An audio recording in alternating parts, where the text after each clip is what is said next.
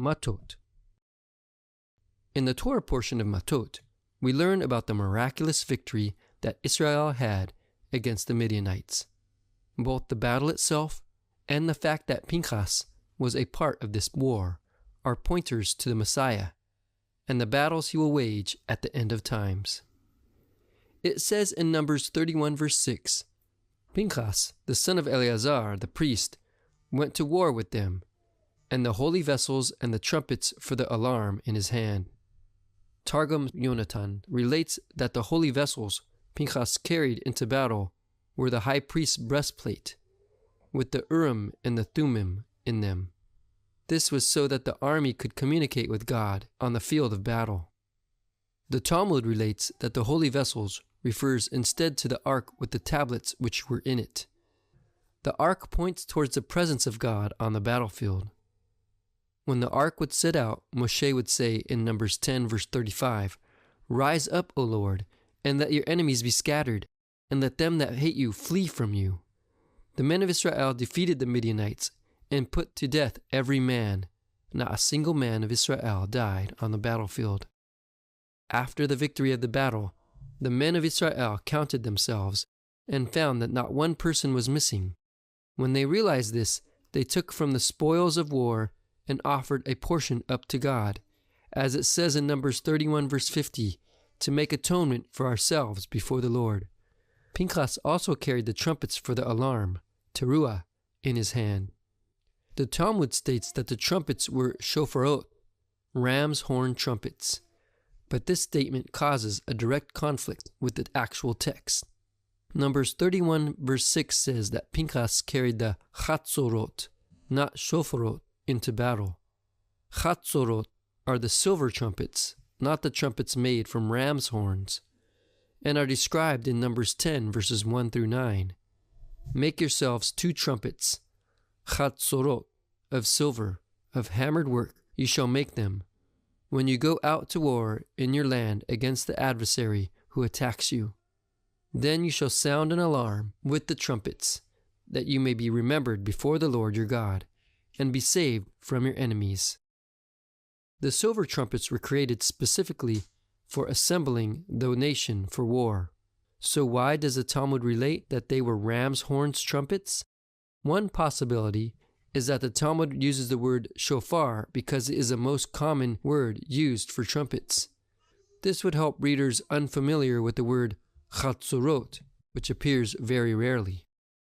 Either way, the connection with the silver war trumpets and the blasting of the shofar points towards Isaiah 27 verse 13, which states that with the coming of Messiah, a great shofar will be blown.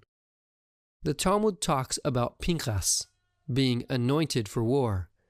Anointed for war alludes to the King Messiah, who will take after his father David and wage war on the behalf of God. This Messiah will fight with supernatural weapons, as it says in Zechariah 4 verse 6, "Not by might, nor by power, but by my Spirit." Psalms 110 verses 4 through 7 relates that the Messiah is both a priest and a warrior. "You are a priest forever according to the order of Melchizedek. The Lord is your right hand. He will shatter kings in the day of his wrath.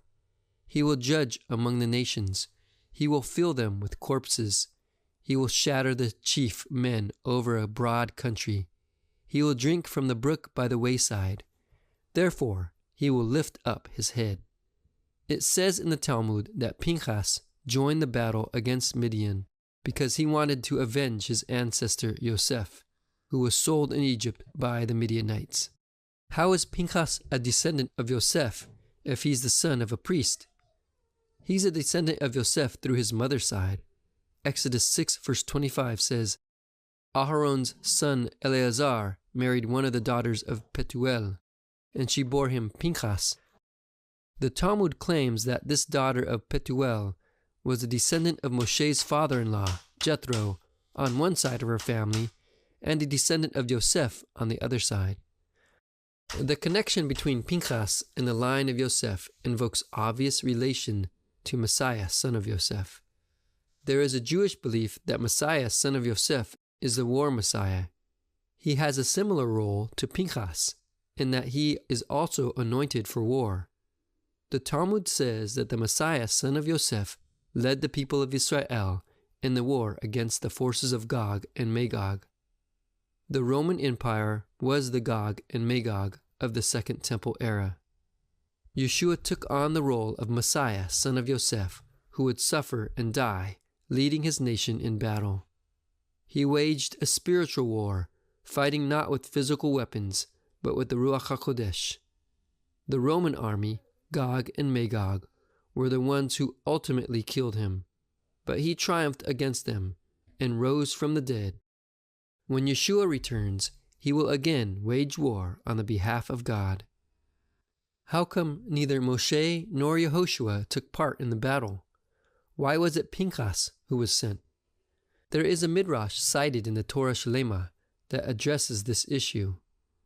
Moshe said, "When my brother Aharon was alive, he would stand with me in prayer, and now that he is dead, Yehoshua will stand in his place with me in prayer." In each battle that Israel fought, Moshe helped his people in the same way, through prayer. In the war with Amalek, it says in Exodus 17, verse 11 through 12, "So it came about, when Moshe held his hand up, that Israel prevailed. Thus his hands were steady until the sun set." In the battles with Sihon and Og, Moshe did the same thing. He prayed. It says in the Torah, Shelema, surely Moshe struck the enemy with his prayer. You may ask, from where do we derive scriptural support that prayer is an effective weapon in war? We learn this from the final Redeemer, as it says, "He will strike the earth with the rod of his mouth, and with the breath of his mouth he will destroy the wicked." Isaiah 11, verse 4. The latter Redeemer is like the first Redeemer. It says in 31, verse 8, "They killed the kings of Midian, along with the rest of their slain, Evi and Rechem, and Zur and Hur and Reba, the 5 kings of Midian. They also kinged Bilam, the son of Beor, with the sword." Balaam was the one who gave the Midianites the strategy to seduce Israel and invoke God's wrath. Balaam was served a fitting end at the hands of the Israelites. Targum Pseudo-Yonatan relates a Jewish folk tale on this matter. When the guilty Balaam saw Pinchas, the priest, pursuing him, he spoke words of magic and took flight into the air, into the sky. Then Pinchas spoke the great and holy name, and he flew after him and overtook him. He seized him by the hair of his head and pulled him down. He prepared to draw his sword and was about to kill him, but Balaam opened his mouth with entreaties and said to Pinchas, "If you will spare my life, I will swear to you that so long as I live, I will never curse your people." Pinchas answered, "Are you not Laban the Aramean who tried to destroy Jacob our father, who went down into Egypt to destroy his children as Pharaoh's astrologer? And after they had come out of Egypt, did you not send the wicked Amalekites against them? And have you not been just recently summoned to curse them? But after you saw that you had no success and the word of the Lord would not heed you, you gave your evil counsel to Balak, telling him to position his daughters in the way to lead the men of Israel astray, after which 24,000 of them fell. Therefore, I cannot spare your life." He drew the sword at once and slew him. Numbers 31, verse 8. Targum Pseudo-Yonatan. The folktale version of the story states that Balaam, Laban, Pharaoh's astrologers, and the Amalekites were all the same person. This is obviously not true, but it still points to something deeper. This points towards the malicious anti-Semitism that has pursued Israel since its very beginnings. Laban, Pharaoh and his magicians, the Amalekites, and Balaam all have the same satanic hatred for Israel.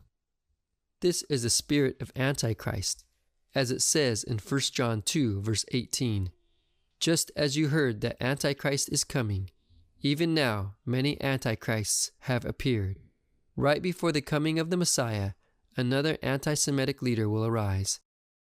It says in 2 Thessalonians 2 verse 3 through 4 that he will be the man of lawlessness, the son of destruction, who opposes and exalts himself above every so-called God or object of worship, so that he takes his seat in the temple of God, displaying himself as being God.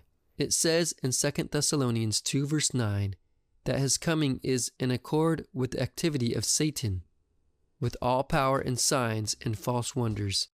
When this happens, the Messiah will come back, and he will slay him just as Balaam was slain. It says in Isaiah 11 verse 4, he will strike the earth with the rod of his mouth, and with the breath of his mouth he will destroy the wicked. In Matot, we learn about the battle Israel fought with the Midianites, with Pinchas leading them physically, and Moshe leading them spiritually. We learn how all this points towards the battle to come and the return of our Messiah.